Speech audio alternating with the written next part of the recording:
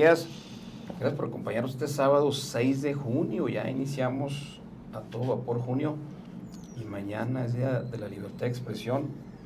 Hay que ver TV Azteca, Pepe. Hay que ver TV Azteca y no porque sea el Día de la Libertad de Expresión vayas a decir todo lo que piensas de mí. Muy buenos días. Hoy tenemos un invitado de lujo, al secretario del Trabajo del Gobierno del Estado de Chihuahua, al licenciado Teodoro Siller. Bienvenido, señor secretario. Te agradezco mucho, doctor. Gracias, Martín. Gracias, Pepe. Ingeniero, les aprecio mucho la invitación y que me den la oportunidad de platicar con su auditorio sobre todos los temas laborales en Chihuahua con la implementación de la reforma laboral. Sí, pues está algo reciente, ¿no? Bueno, por lo menos su consolidación. Y en ese sentido, ¿cuántos asuntos ha atendido el Centro de Conciliación Laboral del Estado dentro de la entrada de operación? ¿Y qué porcentaje se resuelve y se evita que no llegue a juicio? Sí, bueno, ahora sí que me ganaste la primera pregunta con la primera gran noticia y buena noticia para las trabajadoras y los trabajadores de Chihuahua. Antes de contestarla, Pepe, me quisiera poner un poco en contexto rapidísimo sobre la reforma laboral. La reforma laboral tuvo 3 etapas de implementación. A Chihuahua nos tocó, en suerte, estar en la tercera etapa. Estaban los estados con más juicios laborales y con más complejidad. Entonces, eso nos sirvió en primer lugar para ver en otros estados que la habían implementado con anterioridad cuáles eran las acciones de mejora, cuáles eran los casos de éxito y también con qué piedra no debíamos de tropezar en Chihuahua. La importancia de la viabilidad y la importancia que le dio nuestra gobernadora Maru Campos a la reforma laboral fue de vital importancia para que pusiéramos empezar en el Centro de Conciliación con muy buenos resultados. Desde que iniciamos en octubre del 2022 a números de abril del 2026, se han entregado más de 6.300 millones de pesos que ya están en manos de las trabajadoras y los trabajadores chihuahuenses, ya está en la economía del Estado, y esto mediante prácticamente 90,000 convenios que hemos celebrado en estos tres años y medio de servicio. Se han atendido a 350,000 personas y esto que son los convenios versus las constancias de no conciliación, que han sido 11,000. Esto nos da la tasa de conciliación, una tasa de conciliación del 88.10%, cuando la tasa a nivel nacional es del 75%. Esto traducido en palabras coloquiales significa que estamos resolviendo 9 de cada 10 asuntos que llegan al Centro de Conciliación. Solo 1 de cada 10 se le da la constancia de no conciliación y estos ya pasan a los nuevos tribunales en el Poder Judicial del Estado. Esto significa también 87,000 juicios menos. Es decir, solo 1 de cada 10 pasa al Poder Judicial.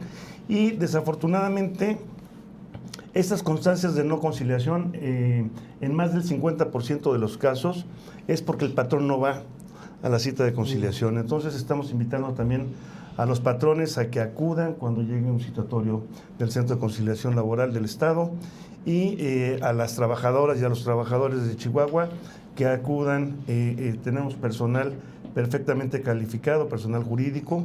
Ellos los van a atender de manera gratuita y ahí vamos a poder llegar a una solución pronta, justa y amigable para todos los conflictos laborales. Ha dado muy buenos resultados. Pepe, esto nos tiene en el segundo lugar a nivel nacional. Y eso porque, pues con otros datos no nos dejan estar en el primero. Tienen a Sonora sumando peras y manzanas, pero la verdad es que desde que inició deberíamos estar en primer lugar a nivel nacional. Sí, son cifras impresionantes, digo, para ver el orden de magnitud, es más del 5% del presupuesto del gobierno del Estado lo que se ha conciliado y más de 100,000 pesos por cada evento de conciliación. Y además Pepe, el tiempo que tenemos en el Centro de Conciliación es de 45 días. 45 días en los que se pueden establecer diferentes audiencias con las partes para llegar a estos acuerdos amigables y de esta manera también más del 50% de los expedientes se resuelven en la primera audiencia a los 22 días. Entonces, pues nos estamos olvidando de aquellos juicios eternos de 15, 20 años, de los cuales todavía tenemos algunos, y ahorita vamos a platicar esa segunda parte de las juntas de conciliación y arbitraje. Los asuntos se están resolviendo de manera amigable, justa, entonces pues invitamos a las trabajadoras, a los trabajadores y a los empresarios, a los empleadores, a que acudan ante el Centro de Conciliación Laboral. Sin duda esto fue una gran decisión. Yo cuando supe el tema me lo imaginaba, porque conocí casos terribles, ¿no? Casos terribles de gente que duró años y años en temas ahí laborales. ¿Qué tan robusto es el centro y en dónde están, secretario? ¿En qué partes del estado? ¿Chihuahua nada más o tienen Juárez, Parral, Delicias? Y luego, ¿cuál sería el mecanismo para que se encuentre pues alguien que tenga un problema de esos, acuda con ustedes? ¿A dónde debe acudir? Tenemos todos los domicilios, estamos ubicados en el municipio de Chihuahua Capital, Ciudad Juárez, Parral, Juárez, Cuauhtémoc, Delicias y Nuevo Casas Grandes. Estos son los centros de conciliación laboral que están establecidos en los municipios en donde teníamos las juntas de conciliación laboral. Ahora bien, Chihuahua también ha sido pionero en la atención virtual a través de los módulos ubicados en Krill, en Bocoina, en Guerrero, en Ojinaga y en Huachochi. Esta es la forma que hemos encontrado de llevar la justicia laboral a todo el estado grande, a los municipios serranos, y de esta manera el trabajador puede estar en un municipio, el conciliador en otro y el empleador en otro. A los tres se les imprime con la firma digital el convenio con plena validez y plena certificación. Estamos abriendo más centros virtuales y Chihuahua es el pionero. Los estamos estableciendo en las cabeceras municipales principalmente. En las recaudaciones. Es una mesa igual a las que tenemos en todas las salas de conciliación, una pantalla con equipo de cómputo que está conectado de manera virtual en todos los centros, y esta es la manera que hemos encontrado, porque muchas veces los trabajadores en el simple traslado al centro de conciliación pues se les iba lo de la liquidación. Entonces Chihuahua es pionero también en la conciliación virtual. La paz laboral que tiene Chihuahua desde hace ya algunos años, décadas diríamos, pero ¿qué es lo que demandan los trabajadores chihuahuenses fundamentalmente? ¿O cuáles serían las 2 o 3 principales causas? La gran mayoría, yo diría que un 70-80% son despidos injustificados. Después demandan por el falta de pago de prestaciones. Ahorita en el mes de mayo, por ejemplo, que tuvimos el tema de utilidades. En diciembre pues tenemos el tema de los aguinaldos. Entonces estas son las variables, pero principalmente son despidos injustificados. Y muchas veces nos hemos dado cuenta aquí en el Centro de Conciliación, muchas veces no es ni siquiera la parte económica, doctor, sino que es un maltrato, es una mala prestación de los servicios, sobre todo en mandos medios y superiores, en industria maquiladora, por ejemplo. Estos son los detalles que los empleadores tienen que cuidar muy bien: trabajo digno, respeto a los trabajadores. Yo digo, volver a pie, a tener buenas líneas de solución de quejas y conflictos, de compliance en las empresas grandes, de resolución de quejas, que estén atentos a las necesidades de los trabajadores. ¿Y eso va a la regla cuál es? ¿La 21 o la 18, el anexo? De toda la cuestión del tratamiento psicológico de...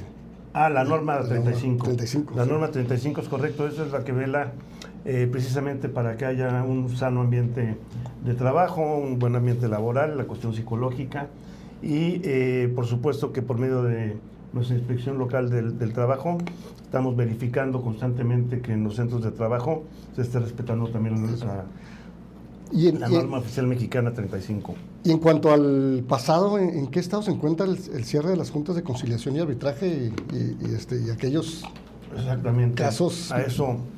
A eso íbamos a comentar, Pepe. Primero, cuando recibimos la administración, había más de 67,000 expedientes en trámite. ¿Cuántos? 67,000. 67,000. 67,000 familias frustradas, ¿no? Por supuesto. Y nos pusimos esa meta de ir terminando por lo menos 11,000 de manera anual.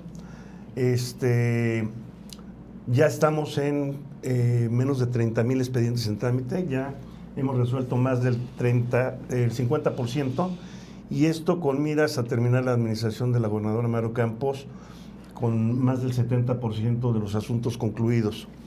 Ya en juntas como Delicias, Cuauhtémoc, ya quedan muy pocos expedientes, entonces esos expedientes los vamos a mandar a las juntas de Chihuahua y de Ciudad Juárez, para que las personas que estaban, por ejemplo, llevando audiencias, que ya no tienen prácticamente audiencias, pasen ahora a la parte de dictaminación y seguir generando laudos y poder ir concluyendo más expedientes laborales en las juntas de conciliación. Las juntas de conciliación recibieron su última demanda, digamos, en septiembre del 2022.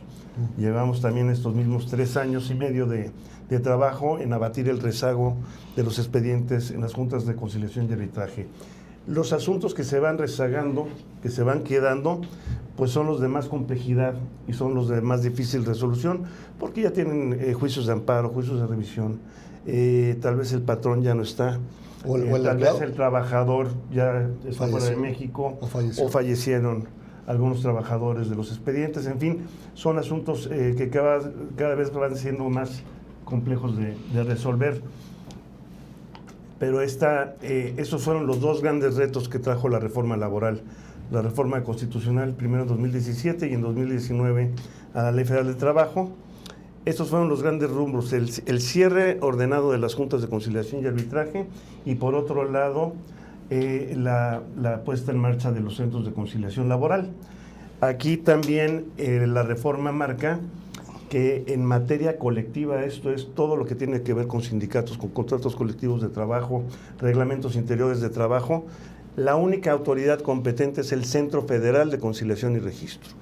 Esta tiene sus oficinas centrales en la Ciudad de México y tiene oficinas en todos los estados de la República, pero antes la materia local, en materia federal se divide la materia federal, todas las ramas industriales que establece el artículo 527, que son las principales para el Estado mexicano, y por exclusión, las ramas industriales que no venían en ese listado estaban reservados en materia colectiva también a los estados de la República. Esa facultad nos las quitaron, y es por eso que ya en los conflictos colectivos es muy difícil que las secretarías locales, las secretarías de los estados puedan intervenir incluso hasta para la conciliación. Ya no digamos para los mecanismos de resolución rápida de conflictos que trajo también el Tratado de Libre Comercio, que ya hablaremos más adelante de ellos, pero las secretarías de los estados prácticamente nos quitaron cualquier intervención. Eso creo que fue pues una falla en la reforma laboral, porque finalmente los conflictos colectivos tienen un tamiz político muy importante en los estados. Y local. En los estados se conoce al sindicato, se conoce al empresario, hay más poder de convencimiento para llegar a un asunto con una resolución amigable sin necesidad de llegar a las autoridades laborales. Ahora, cualquier sindicato que crea que tiene más del 30% de los trabajadores de un centro de trabajo presenta su solicitud de mayoría en el Centro Federal de Conciliación con un padrón que contenga el nombre completo, la firma y el CURP. Y el Centro Federal tiene la obligación de realizar las visitas en todos los centros, en toda la República, de verificación de que ese padrón efectivamente contenga más del 30% de los trabajadores sindicalizables.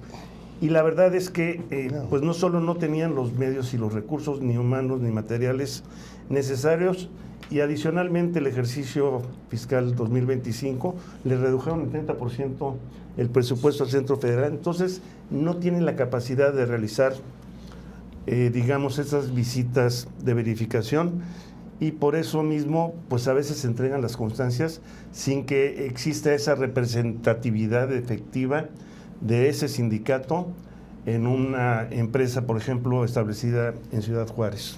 Secretario, seguramente la reforma evitó o está evitando la corrupción que se daba seguramente muchos abogados que vivían de esto y que les tiraban los problemas, los juicios dejaron pues ya de tener esos ingresos que tenían.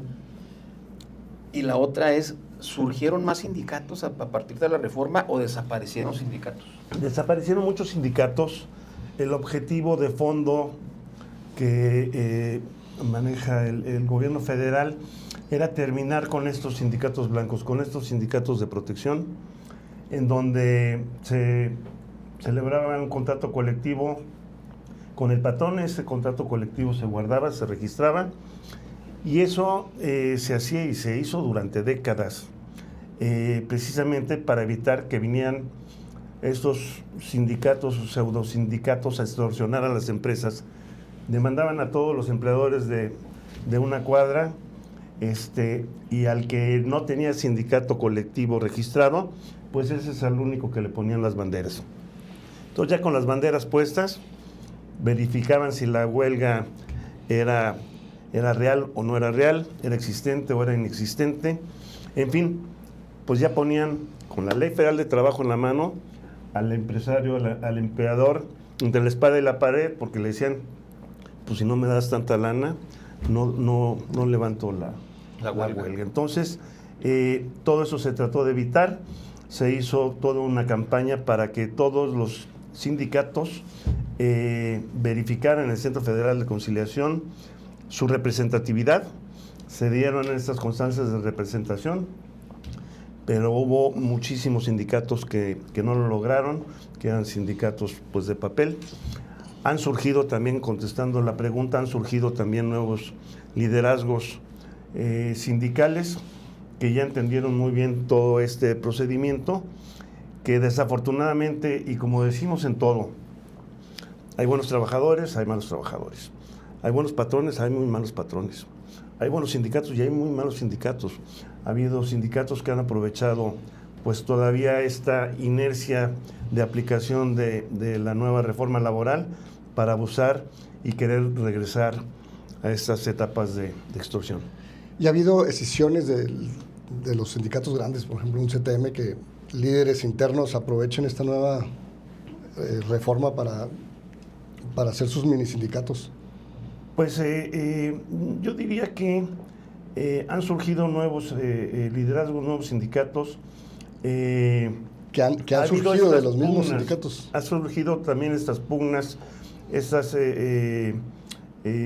controversias por la firma del contrato colectivo, y más bien por la titularidad de los contratos colectivos. Cuando existen dos sindicatos que quieren tener la mayoría, viene la prueba del recuento, que es la prueba madre en los procedimientos de huelga, y pues no es otra cosa más que votas por el sindicato A o votas por el sindicato B. Desafortunadamente también en la práctica hemos visto que cuando un sindicato, vamos a poner sindicato A, presenta su solicitud, su constancia de constancia de mayoría en el Centro Federal, aparte de hacer las visitas de verificación, tiene que abrir un periodo de 10 días por si hay otro sindicato, el sindicato B, que también quiere tener más del 30%, y entonces se ponen de acuerdo dos sindicatos, pues tal vez del mismo gremio, de la misma. Entonces entra el sindicato A como sindicato solicitante y entra el sindicato B como sindicato adherente. Pero al momento de hacer la votación, a los trabajadores no les preguntan si quieren o no al A y al B, y solo votan por el A o por el B. Es decir, si yo trabajador les digo, pues es que yo no quiero ni al A y al B, tampoco lo conozco, yo no quiero sindicato, no tienes esa opción para votar. El artículo 358, si no mal recuerdo, establece claramente que ningún trabajador puede ser obligado a pertenecer o no a un sindicato, federación o confederación sindical. Entonces, el convenio 98, el Tratado de Libre Comercio, se habla de la libertad sindical, pero también en sentido negativo significa esa libertad sindical también para los trabajadores que no quieren pertenecer al sindicato. La reforma te debe de permitir continuar en tu sindicato, cambiarte de sindicato Incluso le puedes pedir al patrón que no te descuente las cuotas sindicales. O no pertenece. O no pertenecer a ningún sindicato. Eso es lo que no estamos respetando. Entonces, hemos estado en todos los foros a los que asistimos, insistiendo en que en el Centro Federal de Conciliación y Registro, las boletas que se emitan para los recuentos en las empresas tienen que venir A, B o ninguna de las anteriores, para que se respeten realmente y se cuenten como votos válidos los trabajadores que no quieren a ninguno de los dos sindicatos. Secretario, a principios de semana me enteré ahí de que hubo paros en una empresa muy importante aquí en la ciudad. Era por el tema de las utilidades. ¿Qué tiene que ver esto de las utilidades? ¿Cómo juega ahorita con lo que está pasando en la economía mexicana y chihuahuense? Pues es importantísimo, doctor, muy acertada tu pregunta. El reparto de utilidades yo creo que es una de las pocas o de las únicas prestaciones que se dan en base a la productividad de las empresas. Estas utilidades se reparten cada año, como lo marca la Ley Federal del Trabajo. El patrón tiene que presentar su plantilla de liquidación, la planilla de utilidades. De acuerdo a los días trabajados y al monto de los salarios, se reparten estas utilidades en las empresas. ¿Qué pasa cuando no hay utilidades? Pues no hay nada que repartir. Desafortunadamente estamos acostumbrados y esto es algo pues característico del ser humano, de todos los que somos trabajadores, en fin. Si hubo un reparto de utilidades muy bueno el año anterior, pues supongamos de 10,000 pesos o la cantidad que sea, pues para este año, pues por lo menos estamos esperando esos 10,000 pesos o más. Incluso pues muchos hasta nos los gastamos de antemano. Muchas empresas se han visto en muchas dificultades por el tema de aranceles, por el tema de comercio internacional, por el tipo de cambio. Y entonces este fue un año en donde yo creo que pues fue un común denominador que no se percibieron las mismas utilidades que el ejercicio fiscal pasado. Entonces, si los trabajadores de un centro de trabajo no están informados constantemente de cómo va la empresa, pues llega el mes de mayo y cuando se ven con la sorpresa de que no recibieron las utilidades esperadas, pues viene un lógico descontento. Entonces, bueno, pues ahí también está la labor de mediación, de conciliación, ver de qué manera pues los trabajadores se pueden ver resarcidos, pero es muy difícil entregar una compensación pues cuando no existieron las utilidades. Muchas veces hubo pérdidas en las empresas, entonces hay que trabajarlo con muchísimo cuidado. Es una prestación. Pues hoy veíamos un artículo en donde se les entregaron en una mina en Zacatecas más de 1 millón de pesos de utilidades a los trabajadores de la mina. Entonces, bueno, pues se pueden dar este tipo de casos, pero pues no creo que el próximo ejercicio, ojalá. ¿Y no tienen alguna lugarcito vacante, ahí para ir? Alguna vacante. Sí, yo también me estaba apuntando. ¿Qué consejo le darías tanto al empleado o exempleado en algunos casos y al patrón cuando van a un proceso de conciliación? ¿Qué ánimo deben de llevar?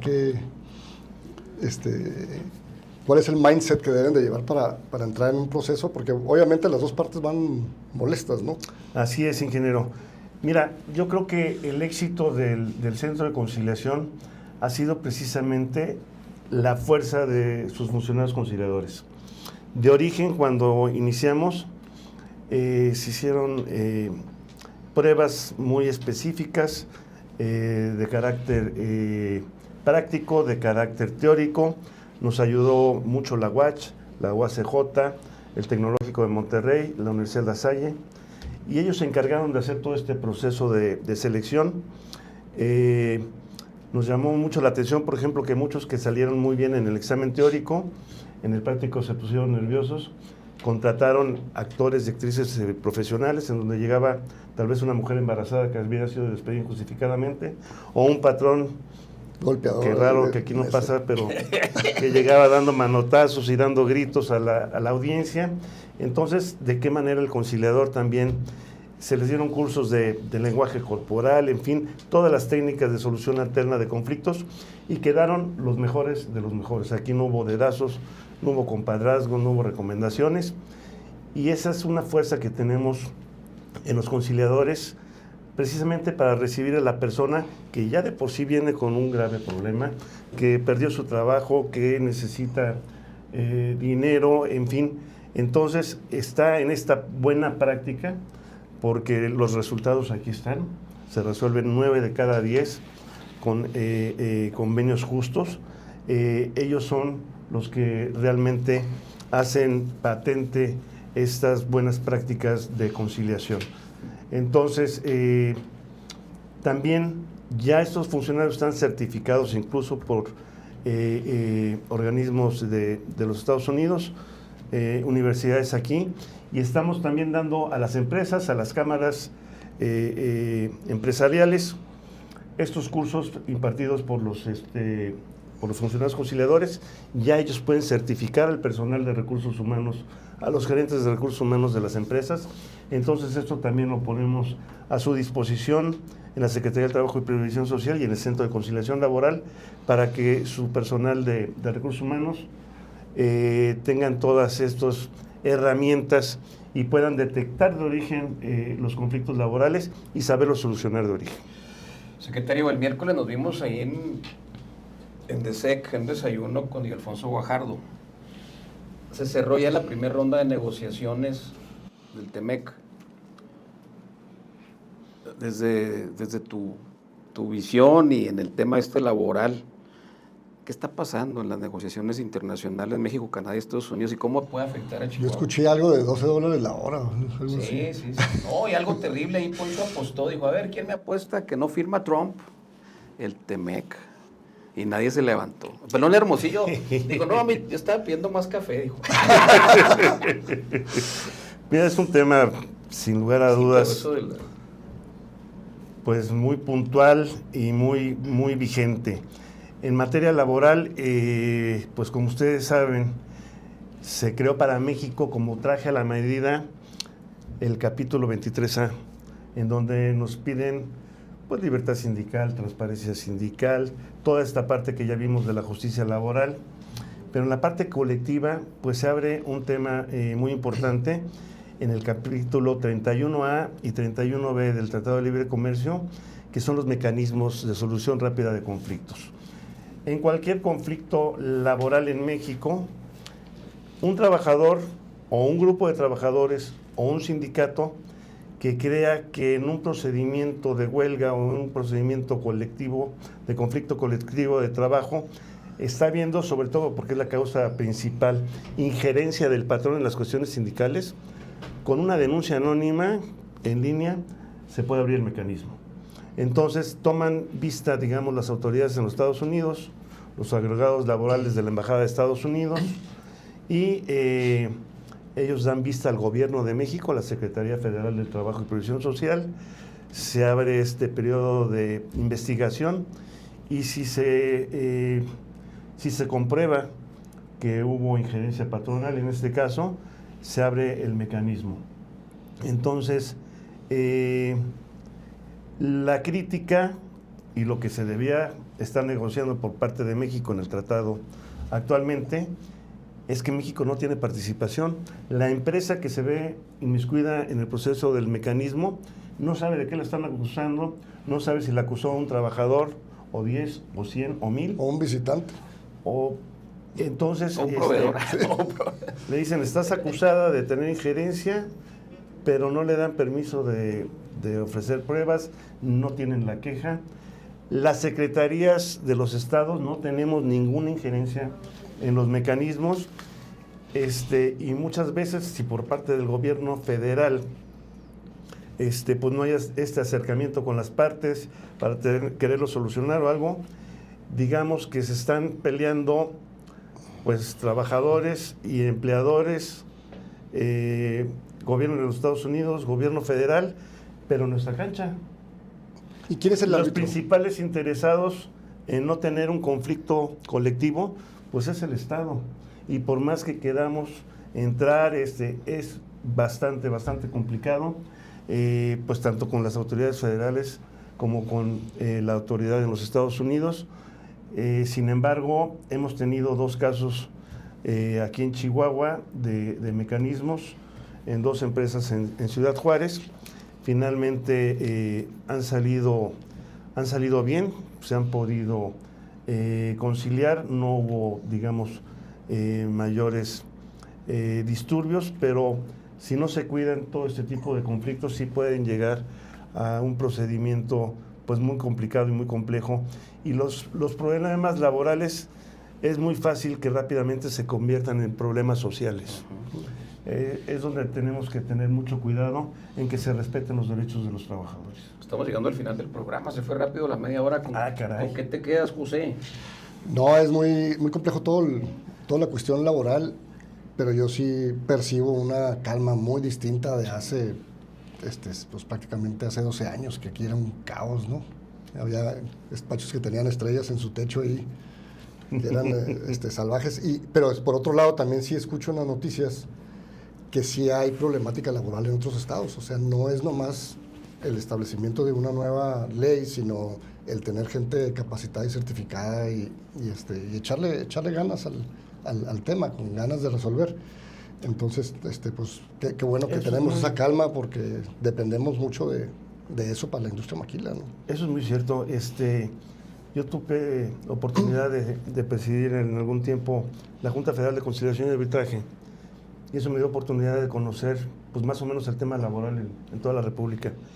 Chihuahua es el único estado en donde veo que no tenemos prácticamente muchos conflictos colectivos de trabajo, y esto yo lo atribuyo a que siempre ha habido esta buena relación obrero-patronal, a las buenas prestaciones que se pagan en la industria maquiladora. Por supuesto que debe haber sus excepciones, pero para eso también está la autoridad laboral, para exigir que se cumplan los derechos de los trabajadores. Pero Chihuahua es un oasis en materia laboral, y gracias a esta comunicación que tenemos, a espacios como este, en donde podemos acercar los intereses de los trabajadores con los intereses de los empleadores, nosotros decimos, a ver, queremos mejores salarios para todos, mejores prestaciones para todos, reducciones de jornada, está bien. Estas modificaciones a la ley de trabajo no se pueden hacer por decreto, se tienen que hacer escuchando a todas las partes, a todos los sectores, y se tienen que hacer diversificadas. Muchas veces, cuando queremos promover la formalidad, por el contrario, estamos promoviendo la informalidad. Si no distinguimos y si no damos incentivos fiscales a la micro, a la pequeña, a la mediana industria, pues lo que estamos provocando, acabo de ver el dato, en los últimos 19 meses se han reducido, se han salido del Instituto Mexicano del Seguro Social más de 45,000 registros patronales. Se salen del Seguro Social 80 empleadores diariamente. Eso quiere decir que lejos de promover la formalidad, estamos promoviendo la informalidad. Señor secretario Deodoro Siller, ¿algún mensaje final a la audiencia? Pues simplemente reiterar que estamos a la orden en todas las direcciones. Ya les dejamos por aquí todos los datos en los diferentes municipios. De todas maneras, en Facebook, si ponen... En todas nuestras redes sociales. Secretaría del Trabajo, Chihuahua. Estamos a la orden en la Secretaría del Trabajo, en el Centro de Conciliación Laboral. No duden en asistir. Tenemos personal jurídico debidamente calificado que los van a atender de manera muy pronta, y no tienen que gastar un peso, no tienen que llevar abogado.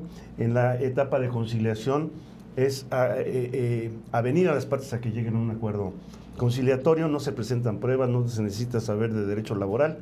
Entonces, los funcionarios conciliadores los van a ayudar a acercarse en los conflictos laborales. Muy bien, muchas gracias. Nos vemos doctor. la próxima semana. Gracias, ingeniero.